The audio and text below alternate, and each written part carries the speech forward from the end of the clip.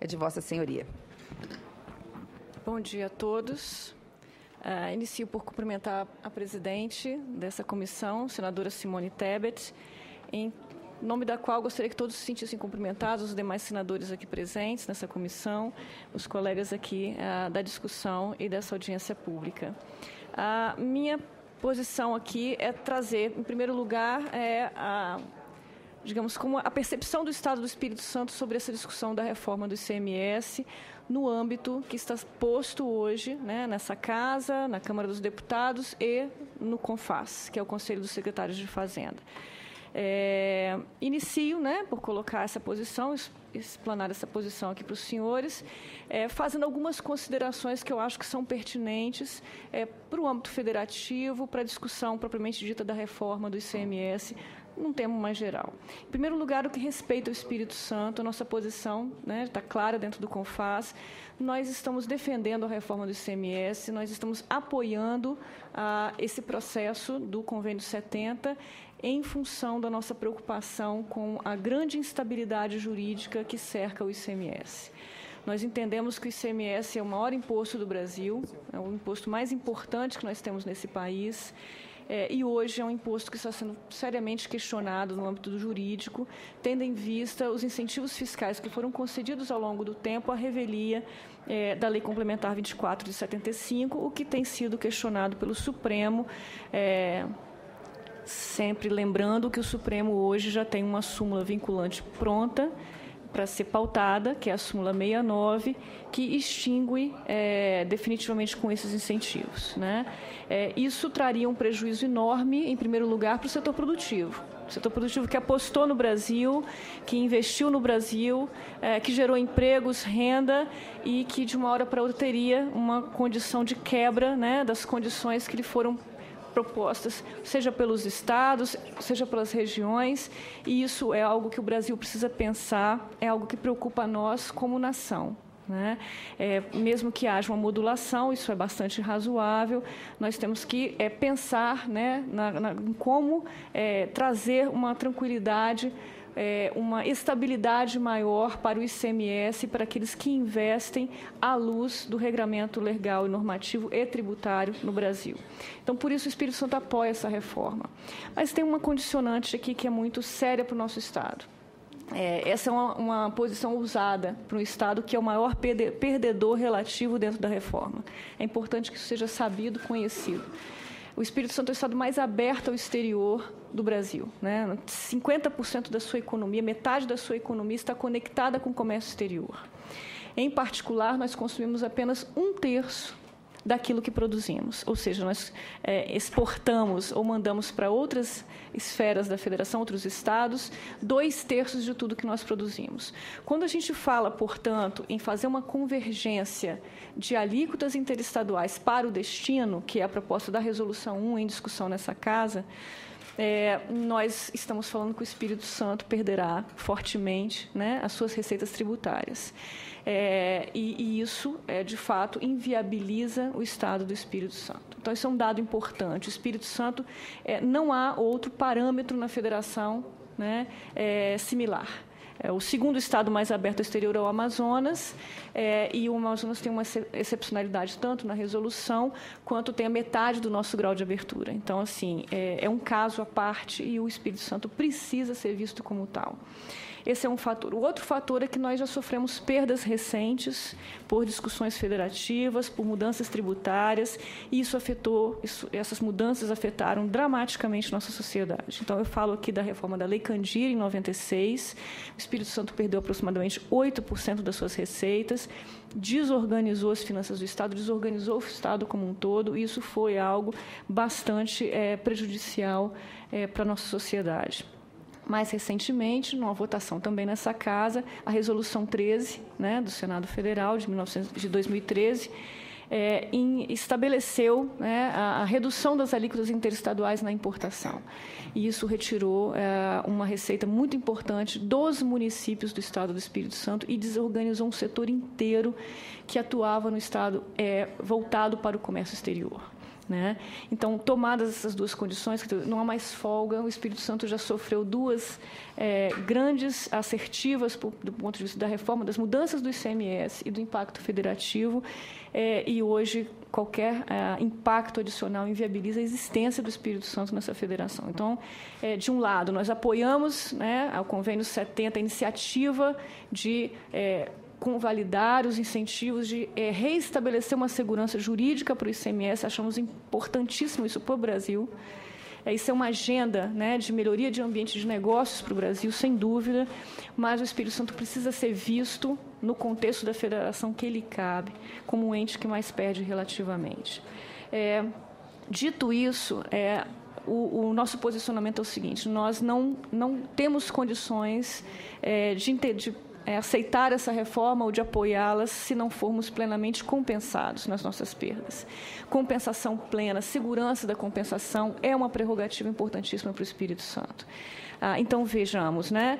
Nós temos uma mudança recente naquela regra inicial que foi estabelecida ali no Convênio 70, que é a forma de compensar, né? Nós temos uma proposta hoje, apresentada pelo governo federal no início desse ano, que trata de recursos da repatriação de valores hoje fora do Brasil, que sejam repatriados, regularizados, legalizados. Isso daria uma renda e cobriria um fundo que seria, né, tanto voltado para a compensação financeira dos estados perdedores na reforma, quanto para o fundo de investimentos, que visa aí cobrir as necessidades de fazermos um amplo conjunto de investimentos em infraestrutura para melhorar as condições de desenvolvimento regional no Brasil.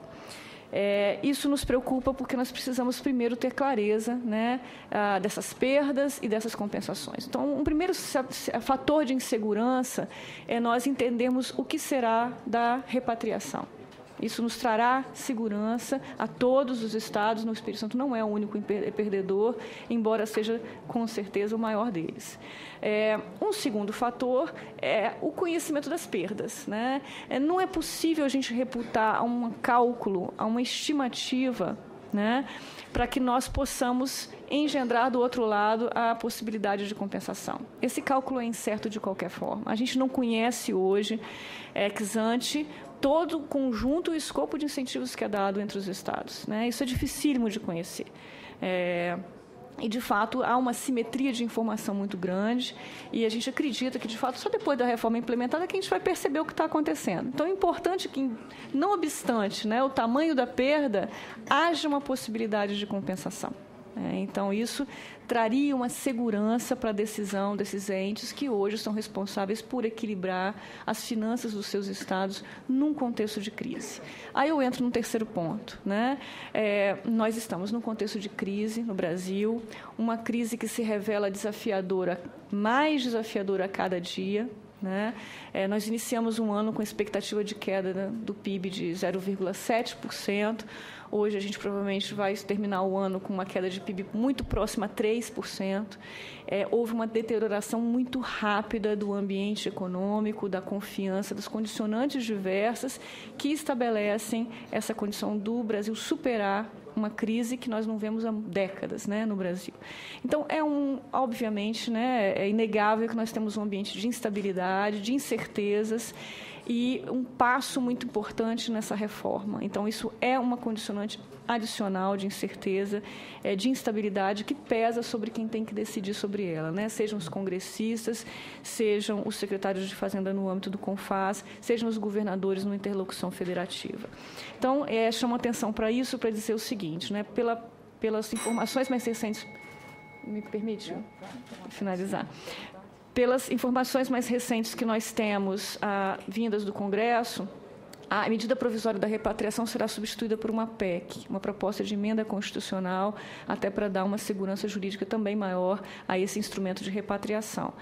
Dito isso, eu acho que nós temos um tempo para fazer uma discussão, né, profunda, mas temos que centrar nessa discussão, não podemos deixá-la paralela ou adormecida, centrar numa discussão mais profunda sobre o que é essa reforma, num contexto de crise, num contexto de contraciclo das commodities, num contexto de outra realidade realidade que o Brasil tem hoje, diferentemente de 4 anos atrás, quando começou a formular e a discutir essa reforma. Então, assim, o Convênio 70 ele já tem cláusulas que não se sustentam, como, por exemplo, as cláusulas dos valores da compensação. Então, eu acho que a gente tem que abrir esse momento para ampliar a discussão. Veja bem, nós estamos amarrando a convalidação dos incentivos, a segurança jurídica do ICMS, a convergência para alíquotas interestaduais mais baixas. Mas, ao mesmo tempo, a gente não está discutindo, por exemplo, a necessidade de nós definitivamente desonerarmos as exportações, inclusive no âmbito do ICMS. Nós temos um problema de acumulação de créditos seríssimos no Brasil hoje. Os estados exportadores acabam sofrendo o ônus dessa acumulação de créditos. Na verdade, as empresas exportadoras também, porque o capital de giro fica extremamente mais caro, comprometido, com a dificuldade de você ter o ressarcimento desses créditos à exportação. E isso não está enfrentado nessa discussão do Convênio 70. Outra coisa, nós temos visto um conjunto de medidas que proliferam no Congresso, que buscam dar ênfase à repartição de recursos na origem e no destino. Veja, a gente quer, de fato, uma tributação de ICMS no destino no Brasil, ou nós queremos aprofundar o sistema de origem e destino, recentemente foi aprovada a emenda constitucional 87 que diz respeito a isso. Ou nós queremos investir na substituição tributária. Então, assim, do ponto de vista da eficiência tributária, há um grande incentivo à adoção da substituição tributária, porque ela é eficiente, mas ela é na origem.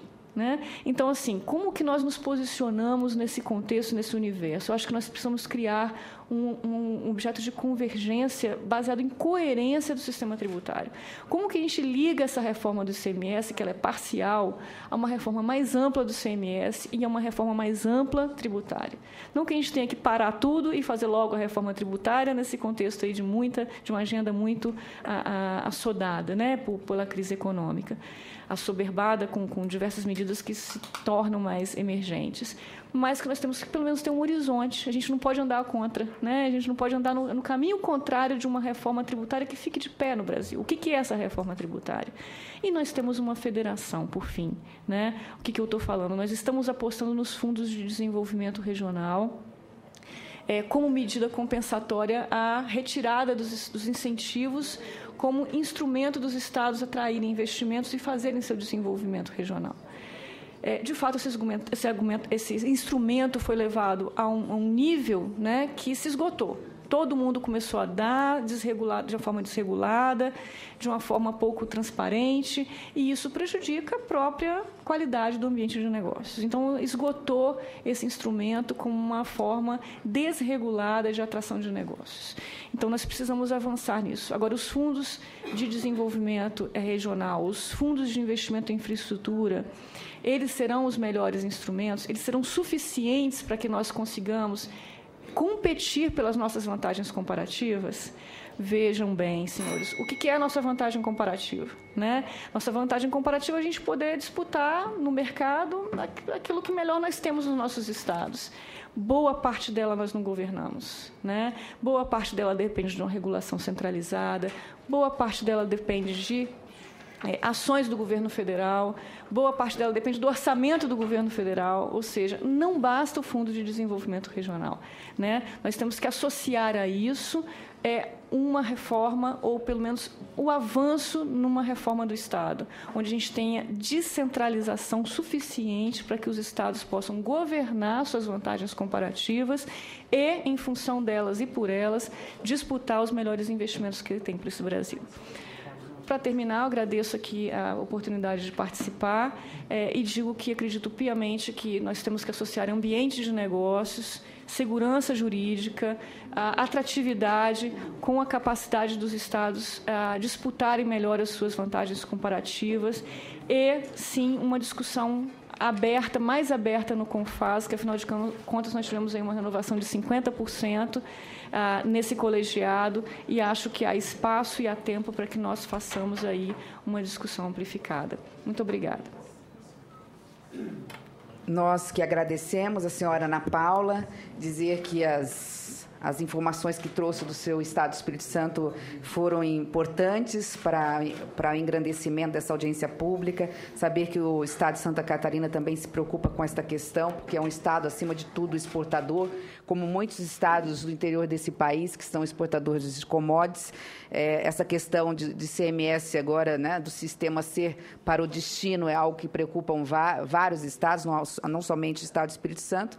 E tranquilizar no sentido de que nós estamos fazendo essa que é a segunda audiência pública e todos os secretários de Fazenda que passaram por aqui trouxeram essas mesmas preocupações, do Estado de Mato Grosso do Sul, de Goiás, de Pernambuco, e este é o objetivo, ouvir, né, dos estados o que eles pensam em relação ao projeto de resolução número 1. E aí trago uma informação, antes de passar a palavra ao senhor Manuel Júnior, que representa aqui o secretário de Fazenda de Minas Gerais, que ontem recebi do CODESUL, aquisito que o senador Darílio também recebeu, do CODESUL, que é o Conselho dos Estados do Sul do país, mais Mato Grosso do Sul, portanto, Paraná, Santa Catarina, Rio Grande do Sul e Mato Grosso do Sul, os 4 governadores, por unanimidade, preocupados com o PRS número 1, com o projeto de resolução, e todos no mesmo sentido, sem fundos constitucionais, sem compensação total das perdas dos estados, eles são radicalmente contra a aprovação, nesse momento, do projeto de resolução número 1. Passa a palavra, sem mais delongas, ao representante do secretário de Fazenda do Estado de Minas Gerais, mas, se permitir, antes gostaria de convidar, o nosso último convidado acaba de chegar, o senhor Carlos Mauro Benevides Filho, que é o representante do coordenador dos secretários estaduais de Fazenda do CONFAS, que acaba de chegar e eu convido para compor a mesa. Com a palavra, portanto, o representante do Estado de Minas Gerais. Bom dia a todos. Queria iniciar cumprimentando a senadora Simone Tebet, que preside essa audiência pública, na pessoa de quem cumprimentamos os demais senadores aqui presentes, ao tempo em que também agradecemos o convite feito ao Estado de Minas Gerais para comparecer a este evento. Transmitimos também as escusas do secretário de Fazenda, doutor José Afonso Bicalho, que, impossibilitado de comparecer ao evento, nos incumbiu de representá-lo nessa audiência pública. Cumprimento também os demais integrantes da mesa, a secretária Ana Paula, o secretário Mauro, o colega Molim, os ilustres representantes da ADIAL, com quem temos o prazer de compartilhar esse debate e essa mesa. A posição de Minas Gerais, desde logo nós registramos, também é favorável à implementação da reforma do ICMS e ao prosseguimento do projeto de resolução número 1 de 2013. E de todas as questões dele decorrentes, afetas à reforma do ICMS. Essa tem sido a posição do Estado de Minas Gerais desde os primórdios da discussão dessa questão da reforma do ICMS, tanto assim que Minas Gerais é um dos signatários originais do Convênio 70. A posição do Estado de Minas Gerais ela é justificada exatamente em face do diagnóstico que a gente faz acerca da situação atual do ICMS. Entendemos, né, que... Aliás, antes disso, eu registro também que o diagnóstico de Minas Gerais é essencialmente coincidente com os fundamentos colocados no relatório do senador Wellington Fagundes, né, bem como os fundamentos também colocados anteriormente pelo senador Delcídio, no relatório 352, que em 2013 foi elaborado por ele por ocasião da votação da matéria na CAI. Mas, de qualquer modo, nós queríamos ressaltar só alguns aspectos que nós entendemos fundamentais nessa discussão.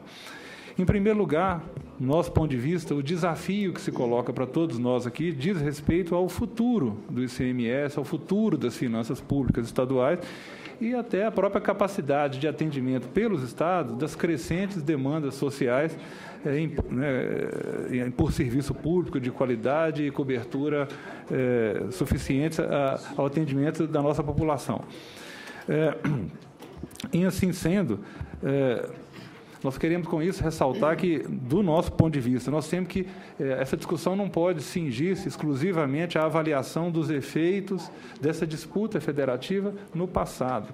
Nós temos que avaliar, né, a situação presente e os cenários que se avizinham aí no horizonte em função dessa situação atual. A nosso juízo, a situação atual, o estágio em que a discussão e o ICMS chegou é bastante diferente do que ocorreu no passado.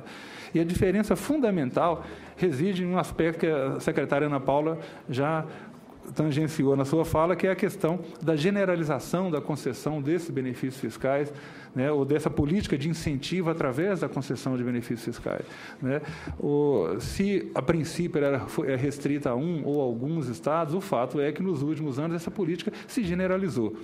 E essa generalização traz consigo uma consequência inexorável, que é a perda da eficácia desse instrumento enquanto elemento para decidir, né, um investimento, decidir a alocação de um determinado investimento.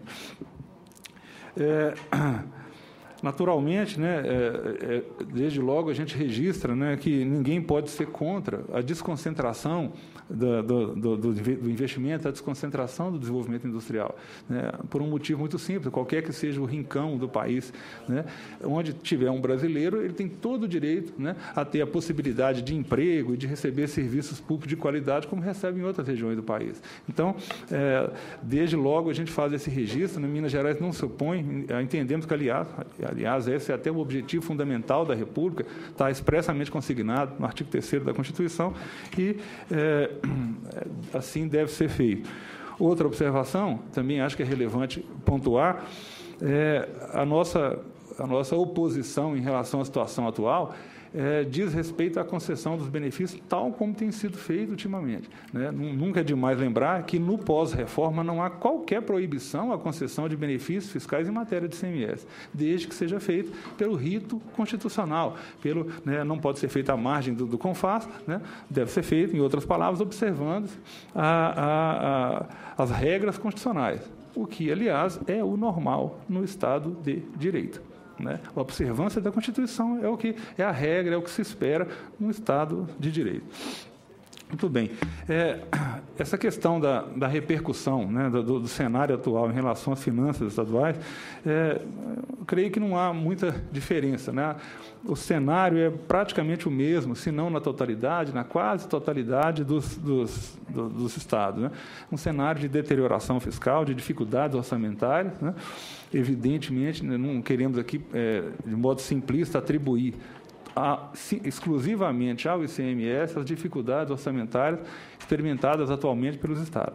Mas, do mesmo modo, também não é razoável supor que o ICMS não tem nada a ver com isso, sendo ele o principal sustentáculo das finanças de todos os estados da federação. Então,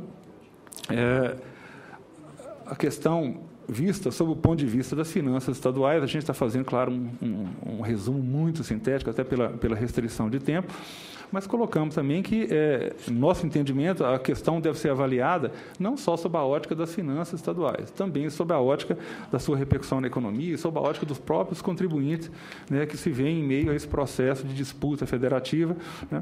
E, analisando a questão sob a ótica dos contribuintes, uma primeira distinção que a gente tem que ter sempre em mente é que nós temos contribuintes que são favorecidos por benefício fiscal e contribuintes que não são.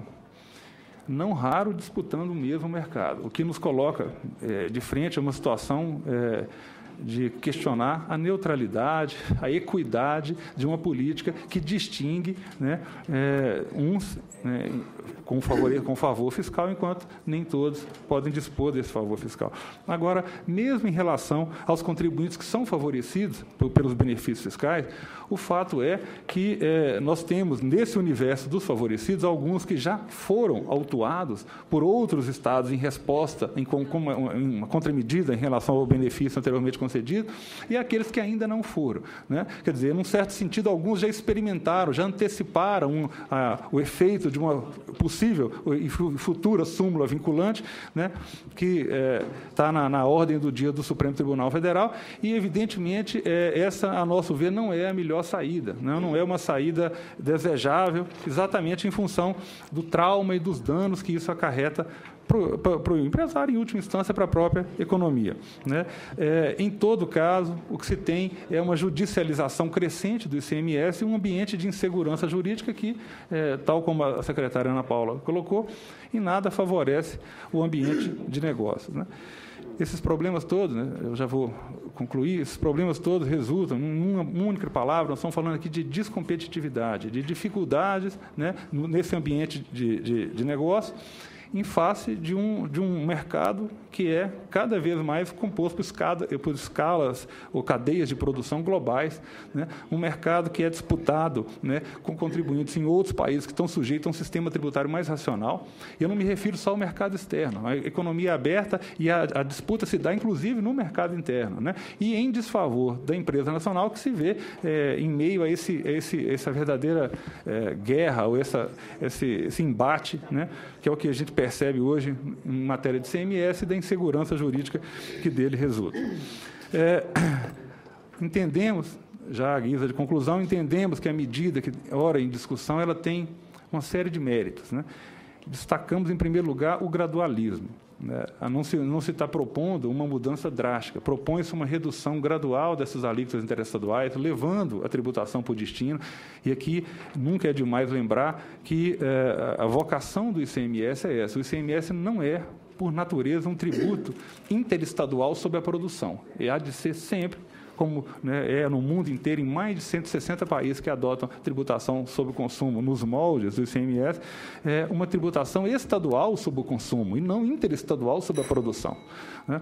Então, em face dessas questões, nós reconhecemos esse mérito no gradualismo, lembramos que também está previsto no Convênio 70, né, uma sobrevida desses benefícios já concedidos. Volto a dizer, aqui não é um tribunal do passado para julgar ou condenar quem quer que seja, até porque praticamente todos os estados entraram nesse embate, ora com uma medida, ora com uma contramedida em resposta a uma medida anterior do seu vizinho ou de outro estado.